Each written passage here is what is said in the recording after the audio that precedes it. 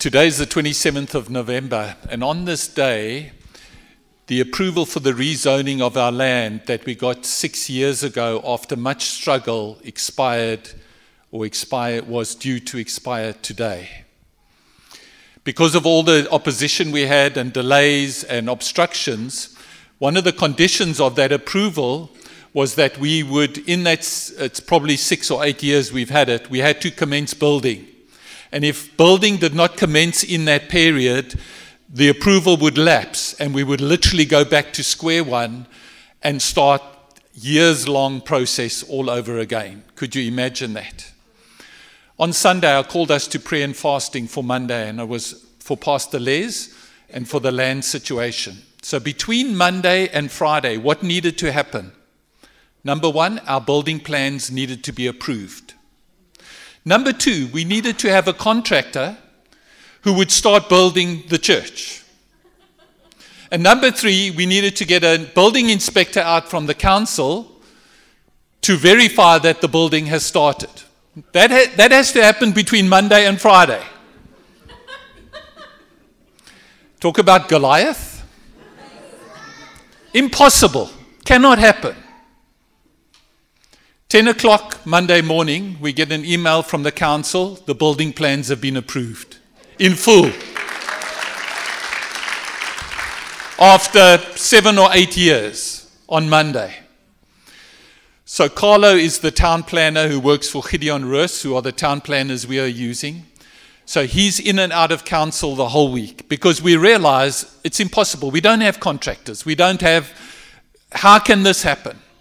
And eventually he connects with the senior guy at town planning.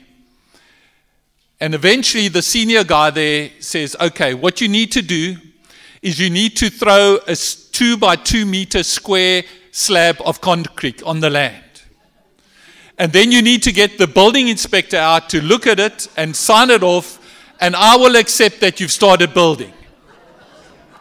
So unfortunately, Mike is here, Mike Darby's here. So we got hold of Mike and everything. We said, right, so great to have Les with us this morning. I didn't realize you were here. It's awesome, man.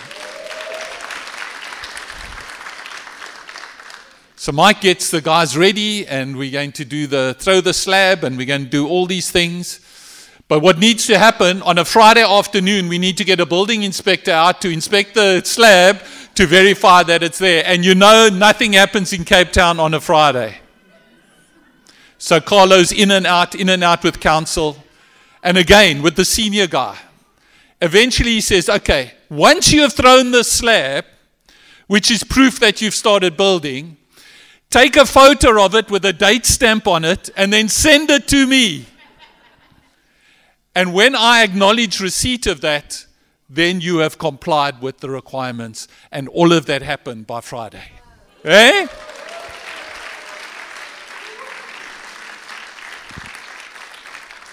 So Gideon Roos is the managing director of First Plan, the town planner. He's a wonderful Christian guy, and Carlo's also a wonderful Christian guy. On Saturday, and he's been in the industry all these years. Daryl Kroom, our architect, has been in this industry all these years. Daryl sent us an email at the beginning of the week, and he said, guys, what is happening is miraculous.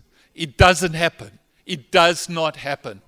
And then I got this email from Gideon on Saturday morning. It said, dear Grant, I doubt if we all really understand the miracle that has taken place. I must salute Carlo for his tireless efforts to secure the rights, and for Michael and whoever else who was also actively involved to get the necessary done to be able to argue implementation within the available time.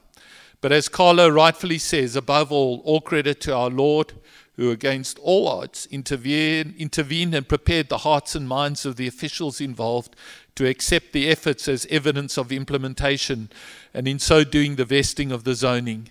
There is just no other explanation to this achievement, and although an extremely long and frustrating process to date, his timing is always perfect.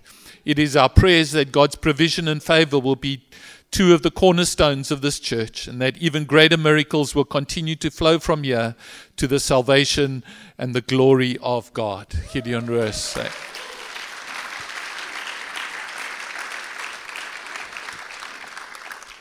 And all of that happened in 1 week. And today was the D-Day. And today we celebrate Thanksgiving.